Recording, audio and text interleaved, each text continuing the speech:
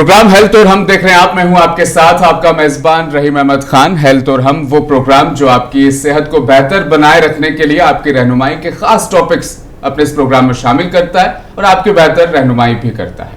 हजारों मुख्तलिफ बीमारियों को हम यहाँ पर डिस्कस कर चुके हैं। आज हम बात करने वाले एक ऐसे मुद्दे पर जो मर्दों की सेहत से खासतौर पर जुड़ा है और अक्सर शर्म या झुझक की वजह से हम इसे नजरअंदाज कर देते हैं और बाद में एक बड़ी मुसीबत बन जाती है, जिससे बार बार पेशाब लगना, पेशाब करने में रुकावट, रात को कई बार उठना, कमजोर धार और भी बहुत सारी चीजें इसमें शामिल है। एक गिल्टी एग ग्लैंड जिसको छुपाने से क्या क्या हो सकता है, किस तरह से इसका ट्रीटमेंट होता है और भी बहुत सारे सवाल आज हम अपने इस एपिसोड में शामिल करने वाले हैं। और आज हेल्थ और हम के इस प्रोग्राम में मेरे साथ पैनल में मौजूद है डॉक्टर अमन चंद्रा देशपांडे। आप बतौर senior urologist Yashoda hospital Somajiguda Hyderabad में अपनी खिदमत फिलहाल सर अंजाम दे रहे हैं। डॉक्टर अमन, वेलकम, स्वागत है आपका हमारे इस खास प्रोग्राम हेल्थ और हम में। आज जिस टॉपिक को हम डिस्कस करने वाले हैं वो दरअसल प्रोस्टेट से जुड़ा हुआ है। बहुत सारे लोग शर्माते हैं, इस पर बात नहीं कर पाते, लेकिन आज हम बिना शर्म के इस टॉपिक पर खुल के बात करेंगे ताकि हमारे व्यूअर्स इस टॉपिक को समझ सके। प्रोस्टेट क्या है, किस वजह से बीमारी होती है और कितनी मुश्किलात का सामना करना पड़ता है? बिल्कुल, ये प्रोस्टेट ग्लैंड जो है सिर्फ मर्दों को रहने वाला ये ग्लैंड है। ओके, सो ये बचपन से ही रहेगा प्रोस्टेट ग्लैंड सभी को। सो प्रोस्टेट ग्लैंड का लोकेशन कहाँ है जानने के लिए, ये पेशाब का थैली जो यूरिनरी ब्लैडर है उसके ठीक दरवाजे के ऊपर रहता है ये prostate gland. We call it bladder outlet. So bladder के आउटलेट पे रहेगा ये prostate gland. So prostate gland सभी मर्दों को रहता है, पर एज बढ़ने से प्रोस्टेट ग्लैंड का साइज थोड़ा बढ़ना नेचुरल है। It is like an ageing process. तो 50 इयर्स के बाद ये प्रोस्टेट ग्लैंड बढ़ने से वो पेशाब के रास्ते में थोड़ा रुकावट डालने का चांसेस है। तो ये अगर प्रोस्टेट ग्लैंड बढ़ के पेशाब के धार को अगर रुकावट अगर वो डालता है देन तब उसको प्रॉब्लम्स आते हैं। तो इट इज नॉट दैट हर किसी को प्रोस्टेट ग्लैंड के प्रॉब्लम्स होते नहीं हैं। सिर्फ उन लोगों को जिनको प्रोस्टेट ग्लैंड से बढ़ने से वो पेशाब के रास्ते में रुकावट डाल रहा है तभी उनको प्रोस्टेट ग्लैंड से दिक्कत होना स्टार्ट होता है। थोड़ा सा आसानी से समझाते हैं। वॉलनट यानी अखरोट जैसा जो हिस्सा है आपका जो नजर आता है वो बाद में फैलने लग जाता है, बड़ा होने लग जाता है, उसकी वजह से ये बीमारी होती है। इसके सिम्टम्स, लक्षण जिसको हम हिंदी में कहते हैं आमतौर पर, क्या सिम्टम्स है जिनसे हम अंदाजा लगा सकते हैं कि ये प्रोस्टेट ग्लैंड है? तो इससे पहले प्रोस्टेट ग्लैंड में अक्सर होने वाले 3 टाइप्स के प्रॉब्लम्स हैं। तो पहला वाला है प्रोस्टाइटिस, मतलब इसका मतलब है प्रोस्टेट का इन्फेक्शन। ये किसी भी एज में हो सकता है, यंग एज में भी हो सकता है या एज से कोई मतलब नहीं है, किसी को भी हो सकता है। अदर वन है BPH, बिनाइन प्रोस्टेटिक हाइपरप्लेशिया। ये जो है एक कॉमन प्रोस्टेट प्रॉब्लम जो बोलते हैं, एज से बढ़ने वाला प्रोस्टेट प्रॉब्लम है। एज से जो साइज बढ़ता है प्रोस्टेट, यानी 45-50 साल की उम्र के बाद। करेक्ट। सो उसको बोलते हैं BPH। और तीसरा इंपॉर्टेंट है प्रोस्टेट कैंसर, जो है प्रोस्टेट ग्लैंड का कैंसर। सो इन तीनों के लक्षण अलग अलग है और सिमिलर भी है थोड़े। अच्छा। तो मोस्ट कॉमन थिंग अपन डिस्कस करेंगे विच इज BPH, मतलब एज से बढ़ने वाला प्रोस्टेट ग्लैंड। तो उनके मेन सिम्टम्स दो उसमें क्लासिफाई कर सकते हैं अपन। तो obstructive symptoms and irritative symptoms. तो ऑब्स्ट्रक्टिव सिम्टम्स जो है आप समझ सकते हैं नाम के हिसाब से, विच इज कॉजिंग ऑब्स्ट्रक्शन। तो पेशाब का धार जो है थोड़ा फोर्स कम हो जाना, पतला हो जाना, या पेशाब के लिए बहुत ज्यादा जोर देना पड़ रहा है। ओके, जलन भी होती है इसमें? जलन भी हो सकता है अगर इन्फेक्शन उसके साथ है तो ये सब ऑब्स्ट्रक्टिव सिम्टम्स है। इरिटेटिव सिम्टम्स क्या है, मतलब फ्रीक्वेंसी, मतलब बार बार जो है टॉयलेट को जाना पड़ रहा है। अर्जेंसी, पेशाब को रोकने का ताकत थोड़ा कम हो जाता है, अर्जेंटली भागना पड़ता है वॉशरूम को। और नॉक्ट्यूरिया बोलते हैं, मतलब रात में बहुत बार यूरिन के लिए उठना पड़ता है। ये सब इरिटेटिव सिम्टम्स है। तो ऑब्स्ट्रक्टिव इरिटेटिव सिम्टम्स ये कॉमन सिम्टम्स है। ये BPH में यही सिम्टम्स कैंसर प्रोस्टेट में भी हो सकते हैं, वेरी सिमिलर सिम्टम्स।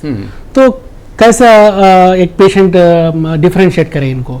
तो अगर कोई पेशेंट ये सिम्टम्स एक्सपीरियंस कर रहा है तो first thing is he has to go to urologist. Urologist के पास जाके बेसिक यूरोलॉजिकल चेकअप करवाना है।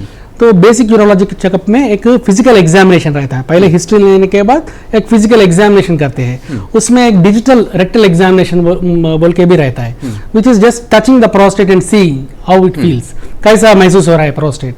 उसके साथ सीरम PSA बोल के एक टेस्ट करते हैं, ब्लड टेस्ट छोटा सा, ओके।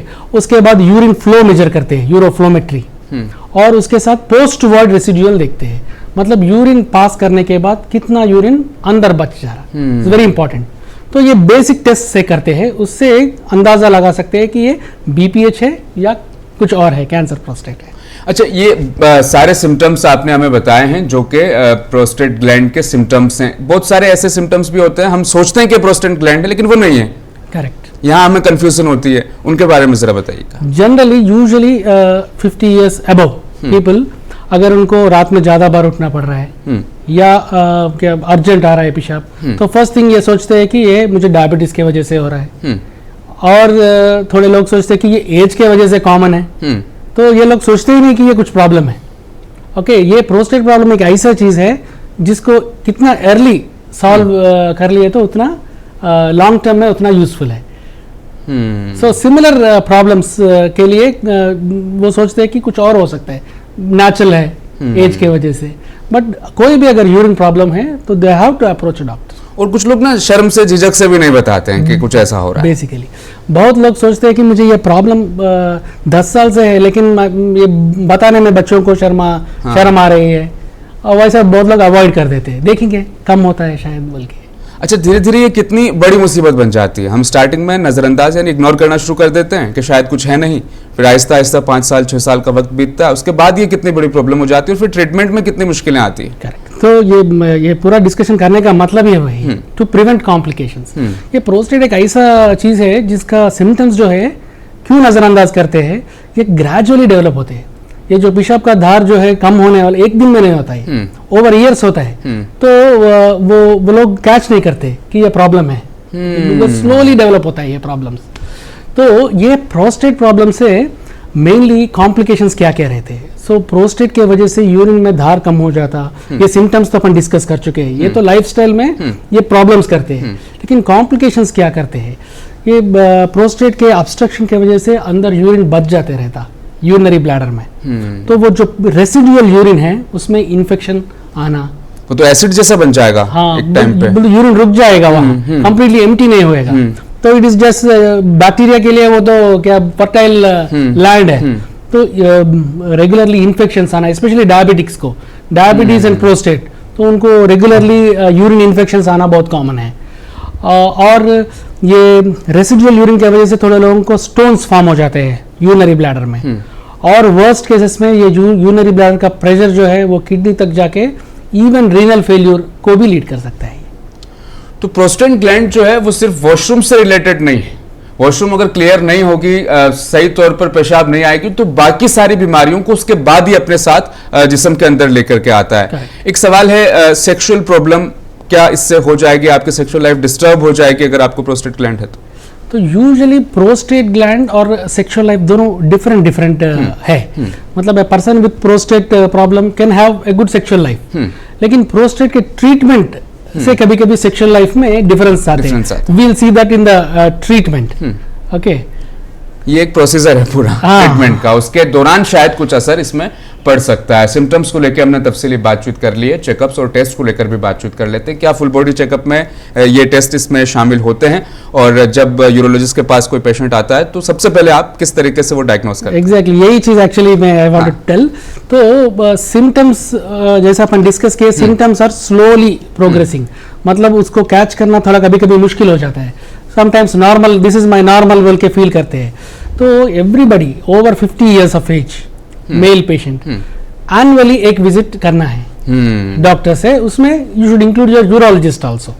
तो बाकी के प्रॉब्लम्स को भी you can tackle it, and specially prostate problem के लिए you can find it the earliest. तो यूजुअल जनरल चेकअप में 3 टेस्ट रहते हैं। One is uroflowmetry, okay, other thing is ultrasound, उसमें यूरिन कितना बच जा रहा ब्लैडर में यूरिन करने के बाद वो पता चल जाएगा, पोस्ट वॉइड रेसिडुअल बोलते हैं उनको। और एक सीरम PSA। सीरम PSA एक ऐसा टेस्ट है जो प्रोस्टेट कैंसर को बहुत जल्द पकड़ लेता है बिफोर सिम्टम्स। सिम्टम्स तो लेट हो जाएगा, before symptoms we can catch prostate cancer. तो ये 3 बेसिक टेस्ट हर what you call general body test में बहुत जगह इंक्लूडेड है। अगर इंक्लूडेड नहीं है तो you have to be specific to include these things. बहुत ज़रूरी भी है ये वाकई। जाहिर तौर पर हमने सिम्टम्स की बात कर ली, डायग्नोस भी कर लिया, तो अब ट्रीटमेंट जो है उसको जान लेना बहुत ज़रूरी है। किस तरीके से इसका ट्रीटमेंट होता है, कितने स्टेजेस होते हैं और क्या ये 100% क्योर हो जाता है? प्रोस्टेट प्रॉब्लम तो अभी तो ये बहुत कॉमन प्रॉब्लम है। ओके, तो एक चीज़ जो है प्रोस्टेट प्रॉब्लम को लेके लोग पैनिक हो जाते हैं। ऐसा जनरल चेकअप में उनको रिपोर्ट मिलता है कि ग्रेड 2 प्रोस्टेट है, तो पेशेंट्स आते हैं, सर कुछ कैंसर है क्या, ये स्टेज 2 में है क्या? तो वो दोनों डिफरेंट चीज़। ओके, तो अल्ट्रासाउंड में जो अपने को पता चलता है it is a gross size of the prostate. बहुत लोगों को ऐसा होता है कि प्रोस्टेट का साइज ज्यादा है लेकिन उनको कोई सिम्टम्स ना हो, it is normal for them. लेकिन ऐसा भी होता है कि प्रोस्टेट का साइज छोटा है लेकिन यूरिन वे में वो रुकावट डाल रहा है और उनको बहुत ज्यादा प्रॉब्लम है। मतलब प्रोस्टेट का साइज एक ही ऐसा फैक्टर नहीं है, तो बहुत सारे फैक्टर्स लेके ट्रीटमेंट को डिसाइड करते हैं। अगर कोई पेशेंट को यूरिनरी प्रॉब्लम्स है जो सिम्टम्स पूरे एंड यस प्रोस्टेट का एनलार्जमेंट भी है, तो usually first line of treatment medical treatment रहता है। तो ये मेडिकल ट्रीटमेंट में 2 मेन दवाइयों का यूज करते हैं। एक को बोलते हैं अल्फा ब्लॉकर।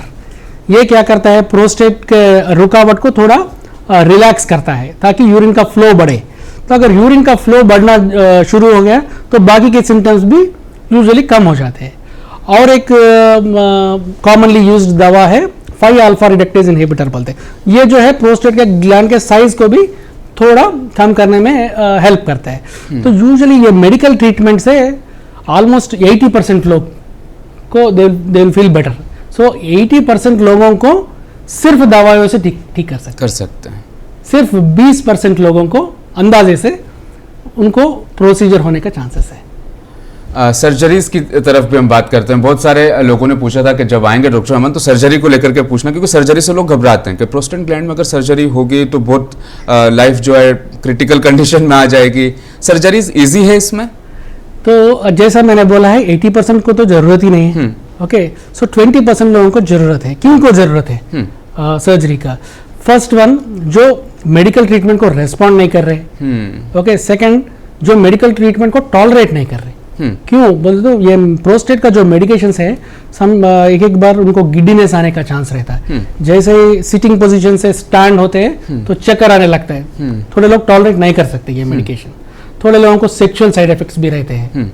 ओके, सो ये लोग को भी प्रोसीजर जरूरी है। और थोड़े ऐसे पेशेंट्स रहते हैं जिनको कॉम्प्लिकेशंस की तरफ जा रहे हैं, वो लोग रिकरेंट इन्फेक्शंस है, स्टोन्स है या ब्लीडिंग हो रहा है, ये सब लोगों को प्रोसीजर इज ऑलमोस्ट कंपलसरी।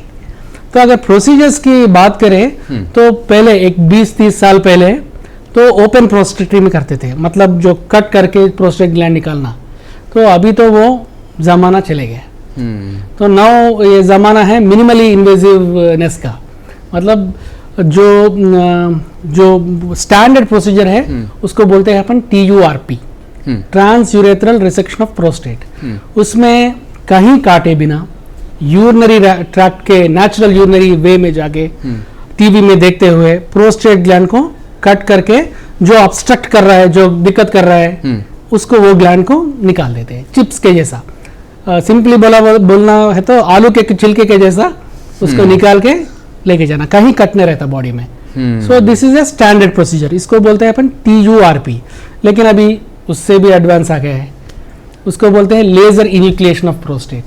सो जो हम कॉमनली करते रहते हैं, इसमें लेजर के जरिए प्रोस्टेट को कंप्लीटली क्या बोलते हैं निकाल देते हैं स्मॉल पीसेस के जैसा। तो लेजर इन्यूक्लिएशन ऑफ प्रोस्टेट बोलते हैं। इसमें एडवांटेज क्या है, TURP से थोड़ा ब्लीडिंग बहुत कम रहता है।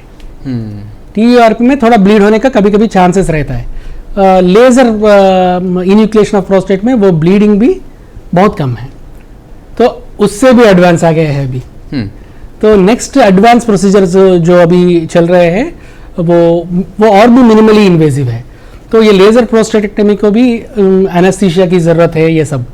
दो एक प्रोसीजर ऐसे आ गए हैं जिनको मिनिमल एनेस्थीसिया में डे केयर प्रोसीजर में कर सकते हैं अपन। अच्छा ये भी कूल है। तो दो उनका नाम है यूरोलिफ्ट और रेज्यूम। यूरोलिफ्ट प्रोसीजर को डिस्क्राइब करता हूं मैं। तो ये भी डे केयर प्रोसीजर है। इसमें क्या करते हैं, कहीं काटे बिना यूरिनरी ट्रैक्ट के अंदर जाते हैं, जाके वो क्लिप्स के जैसा रहता है। तो जो प्रोस्टेट ग्लैंड जो क्या बोलते हैं ऑब्स्ट्रक्ट कर रहा है उसको साइड में क्लिप कर देते हैं सिंपली। मतलब ये प्रोस्टेट ग्लैंड को यहाँ, ये प्रोस्टेट ग्लैंड को यहाँ, ये लोब को, तो बीच में द फ्लो जो है उसका वे क्लियर हो जाता है बिल्कुल। तो सारी चीजें इजी हो जाती है। जैसे जैसे जमाना बदल रहा है ना, एडवांस टेक्नोलॉजी ने मतलब तमाम चीजों को अपने अंदर शामिल करके इस इलाज को बहुत ज्यादा आसान कर दिया। ट्रीटमेंट के सफर को जब मैं शुरू कर रहा था तो मुझे लगा था कि शायद ये क्रिटिकल होगा, मतलब कट्स तो लगते होंगे, लेकिन अब ये जो आपने बताई तमाम चीजें, तो शर्माना झिझकना बिल्कुल नहीं है। यूरोलॉजिस्ट के पास जाइए और कंप्लीट इसका जो इलाज है बहुत ईजी, डे केयर है, जाहिर तौर पर एक दिन में आप ठीक हो जाएंगे। एक और चीज हम इसमें अक्सर सुनते हैं, रेडियो लिगेट थेरेपी। हाँ, थेरेपी का क्या इसमें किरदार रहता है, रोल रहता है? तो टू कंप्लीट एक्चुअली ये प्रोस्टेट में और एक प्रोसीजर है रेज्यूम, जो अच्छा ठीक है, रेज्यूम को कंप्लीट करना है। क्योंकि दे शुड नो दैट। तो ये जो है वाटर वेपर थेरेपी है, सिंपल मतलब स्टीम भाप। ओके, ये एक स्पेशलाइज्ड थेरेपी है जिसमें सेम कहीं कट करे बिना पेशाब के रास्ते के अंदर जाके एक नीडल के जैसा रहता है, वो नीडल प्रोस्टेट के लोब के अंदर स्टिंग करते हैं और एक 9 सेकंड्स उसको स्टीम देते हैं, जस्ट 9 सेकंड, और वो फिर वे क्लियर कर देता है, रास्ता पूरा खोल देता है। तो ये भी एक मिनिमली इन्वेसिव प्रोसीजर है। यूजुअली सर्जरी का झिझक क्यों रहता है? यूजुअली पेशेंट का एक ही स्टेटमेंट रहता है, सर 70 इयर्स के एज में, 80 इयर्स 90 इयर्स के एज में सर्जरी रिस्क रहता है ना। तो उनका सही है, लेकिन ये प्रॉब्लम भी तो वही एज में होता है। तो प्रोस्टेट प्रॉब्लम तो यंग पीपल को नहीं होता है, बीपीएच तो एल्डरली पीपल को ही ये प्रॉब्लम होते हैं। लेकिन इतना मिनिमली इन्वेसिव, इतना सेफ हो गया है आजकल, सर्जरी के लिए झिझक बिल्कुल छोड़ सकते हैं, अनलेस कोई डॉक्टर बोले। अच्छा, 80% तो मेडिसिन से हो जाएगा क्योर, फिर जो बाकी 20% बचे उनके लिए भी सर्जरी इतनी आसान है, तो फिर इसमें झिझकने वाली कोई बात ही नहीं है। हाईटेक इलाज को हमने तफसीली यहाँ पर समझा है। ट्रीटमेंट में और कुछ बचा है तो वो भी क्लियर कर दीजिए आप जैसा बोले। तो आप रेडियो न्यूक्लिड थेरेपी के बारे में बोल रहे थे, तो ये अपन आगे कैंसर प्रोस्टेट में। तो ये सिम्टम्स से जब पेशेंट आता है तो यूरोलॉजिस्ट उनको एवेल्युएशन में PSA थेरेपी, सिर्फ कैंसर में थेरेपी, कैंसर में तो कैंसर अगर शुरू करे उसका बाद, तो जैसा एवेल्युएशन में सीरम PSA ज्यादा है या कोई एग्जामिनेशन में ऐसा सस्पिशियस नोड्यूल है प्रोस्टेट में, देन प्रोस्टेट का डाउट आता है, कैंसर का डाउट आता है। उसको कंफर्म करने के लिए एक बायोप्सी करते हैं, और वो ट्रांसरेक्टल बायोप्सी रहता है, मतलब प्रोस्टेट ग्लैंड से छोटे छोटे नीडल पिक जैसे पीसेस करते हैं, निकालते हैं। तो बायोप्सी में अगर कैंसर प्रूव हो गया तो then we label it as prostate cancer. और वो बायोप्सी भी वॉशरूम की जो नली से वहां से ये यूजुअली क्या बोलते हैं, रेक्टम मोशन जाने की जगह से एंडोस्कोपिकली अल्ट्रासाउंड के जरिए रहता है। वेरी सिंपल प्रोसीजर, 10 मिनट्स का प्रोसीजर है प्रोस्टेट बायोप्सी। तो सस्पिशियस केसेस में बायोप्सी करते हैं, और बायोप्सी में वी कैन क्या बोलते हैं, कंफर्म कर सकते हैं कि प्रोस्टेट कैंसर है या नहीं है। तो अगर प्रोस्टेट कैंसर है तो next step is staging. Okay, तो स्टेजिंग में थोड़ा इमेजिंग का यूज करते हैं, पेट CT स्कैन और MRI के। ओके, उसमें देन क्या करते हैं, वो स्प्रेड कितना है। कोई भी कैंसर, अगर कैंसर डायग्नोज हो गया तो नेक्स्ट स्टेज इज स्टेजिंग क्या है उसका, स्प्रेड हो गया कि नहीं। तो यूजुअली बहुत लोगों को प्रोस्टेट तक ही कन्फाइंड रहता है, and it is a very curable thing.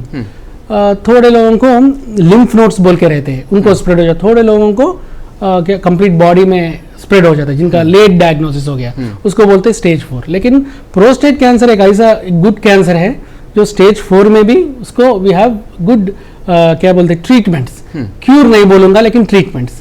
लेकिन अगर इनिशियल स्टेजेस में है तो we can get completely cured of prostate cancer. तो प्रोस्टेट कैंसर के ट्रीटमेंट इतना एडवांस हो गया है कि अगर स्टेज 1 में है तो you can target for complete cure, वो टारगेटेड थेरेपी हो जाएगी। हाँ, मतलब कैंसर प्रोस्टेट के मेन थेरेपीज 2 है actually. One is radiation, okay, radiation therapy जो बोल रहे थे आप। नेक्स्ट इज सर्जरी, ओके तो अगर पेशेंट आया तो उनका पेशेंट के एज के हिसाब से, उनका क्या बोलते हैं अदर डिसीजेस के हिसाब से, उनके स्टेज के हिसाब से एक यूरोलॉजिस्ट डिसाइड करेगा कि he will go for surgery और he will go for radiation बोल के। तो सर्जरी में जो वंस जो भी अगर सर्जरी के लिए फिट है तो उनके लिए सर्जरी तो लाइफ चेंजिंग रहता है। तो क्योंकि सर्जरी आजकल we do only robotic surgery for prostate. तो कैंसर ऑफ प्रोस्टेट को और कोई सर्जरी करना है तो रोबोटिक रेडिकल प्रोस्टेक्टमी करते हैं। तो दैट सर्जरी इज आल्सो, उसके बारे में भी डिस्क्राइब करूंगा। तो रेडिकल प्रोस्टेक्टमी ऐसा सर्जरी है जहां काटना नहीं रहता। Okay, we go only through key holes. एक 4-5 होल्स रहते हैं जिनमें से कैमरा और इंस्ट्रूमेंट, रोबोटिक इंस्ट्रूमेंट भेजते हैं और प्रिसाइजली प्रोस्टेट ग्लैंड और उसके आजू बाजू का क्या बोलते हैं सेमिनल वेसिकल्स बोलते हैं, उनको निकाल के ब्लैडर और यूरिन का जो पाइप है उनको ज्वाइन कर देते हैं। So usually first day patient can walk, second day patient can eat and he will start asking for discharge, third day उनको डिस्चार्ज कर देते हैं यूजुअली। इतना इजी है ये पूरा प्रोसीजर, लेकिन सुनने में बड़ा मतलब बहुत डरावना लगता है ये अपने आप में। अगर आप कंपेयर करें ओपन रेडिकल प्रोस्टेक्टमी एक जमाने में करते थे तो वो तो उससे कंपेयर किया तो this is a very advanced procedure. अच्छा, इसमें जो इम्यून सिस्टम है उसका कितना अहम रोल है, वो भी तो इसमें मायने रखता होगा अपने आप में? बिल्कुल, ये जो ओवरऑल ये प्रोस्टेट कैंसर का इंसिडेंस बढ़ रहा है, दूसरे कैंसर्स के भी इंसिडेंस बढ़ रहे हैं। तो पोल्यूशन तो एक है, डाइट और जनरल इम्यूनिटी भी, अदरवाइज देखा जाए तो थोड़ा इम्यूनिटी का भी एक रोल है। तो general healthy habits, immune system को बनाए रखना, ये सब प्रोस्टेट कैंसर ही नहीं दूसरे कैंसर्स को भी कंट्रोल करने में डेफिनेटली हेल्प करते हैं। That is the main thing. Robotic surgery से लेकर के तमाम चीज़ें जो है हमने यहाँ पर डिस्कस कर ली है। आपके भी अगर कुछ सवाल हो, हमारे व्यूवर्स कुछ जानना चाहते हैं डॉक्टर अमन से, तो टेलीविजन स्क्रीन पर जो नंबर स्क्रॉल कर रहे हैं आप हमें कॉल कर सकते हैं और अपना जो भी सवाल इस टॉपिक से रिलेटेड है आप पूछ सकते हैं। बहुत सारे कुछ सवाल है जो हमें ईमेल के जरिए से भी मिले थे, वो हम डिस्कस कर लेते हैं। कुछ लोगों का मानना है कि रेड मीट या डेयरी प्रोडक्ट्स का ज़्यादा इस्तेमाल करने से प्रोस्टेट ग्लैंड जैसी बीमारियां होती है, इस बात में कितनी सच्चाई? तो ऐसा तो डायरेक्ट लिंक तो प्रूवन नहीं है प्रोस्टेट कैंसर के और रेड मीट से, लेकिन जनरली अगर कहा जाए तो diet plays an important role in any cancer. तो डाइट में डेफिनेटली एंटीऑक्सीडेंट का पार्ट ज़्यादा रहना चाहिए, जैसे green leafy vegetables, fruits, fresh fruits and vegetables जिसमें एंटीऑक्सीडेंट्स हो, उनका परसेंटेज ज़्यादा रहना चाहिए।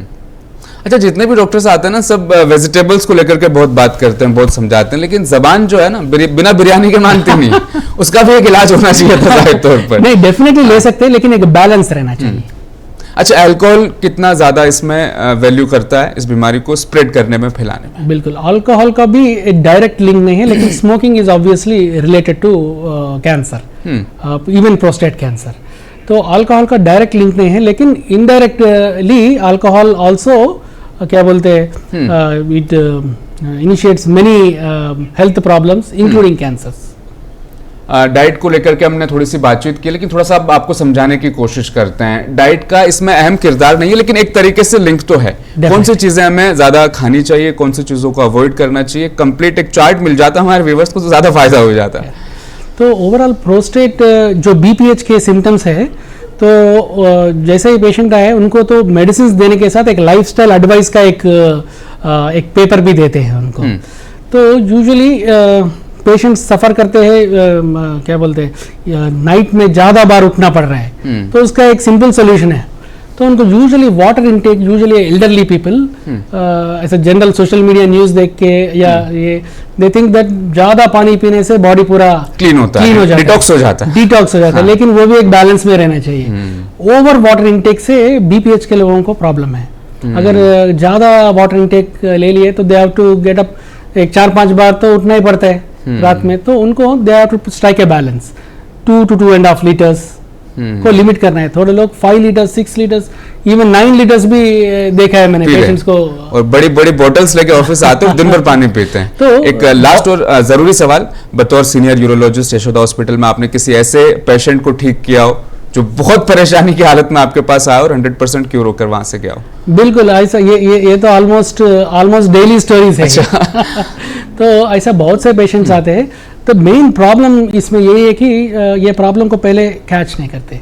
जैसे दूसरा डिजीजेस है, अगर स्टोन का पेन है, अगर स्टोन का पेन आ गया तो पेशेंट हॉस्पिटल आता ही आता है। अगर आप रोक दिए तो भी he will come to hospital, क्योंकि इतना पेन रहता है। तो प्रोस्टेट एक ऐसा चीज़ है जो ग्रेजुअली उसका प्रॉब्लम बढ़ता है और अगर कॉम्प्लिकेशन होने के बाद ही आते हैं लोग। तो जनरल सजेशन यही है कि इवन हेल्थ अच्छा है तो भी एक चेकअप ईयर में एक बार होना चाहिए, एक चेकअप होना चाहिए। बहुत बहुत शुक्रिया डॉक्टर अमन इस प्रोग्राम में हमारे साथ जुड़ने के लिए, हमारे व्यूवर्स को ये तमाम अहम मालूमात देने के लिए। यशोदा हॉस्पिटल्स के भी हम शुक्रगुजार हैं कि आपने अपने एक्सपर्ट डॉक्टर को हमारे साथ शेयर किया और हमारे व्यूवर्स की यहाँ पर रहनुमाई हुई है। प्रोस्टेट ग्लैंड को लेकर तफसीली हमने यहाँ पर बातचीत की, किस तरह से इसके सिम्टम्स नजर आते हैं, कितनी मुश्किल बीमारी है और ट्रीटमेंट जो मैंने भी जाना है और आपने भी जो जाहिर तौर पर सुना है, वाकई ट्रीटमेंट इसका बहुत आसान है। बस शर्त इतनी सी कि आप वक्त पर जाएं और वक्त पर इसका इलाज लें। प्रोग्राम हेल्थ और हम में आज के लिए फिलहाल इतना ही। लूंगा आपसे इजाजत। आप बने रहें मुनसिफ टीवी के साथ।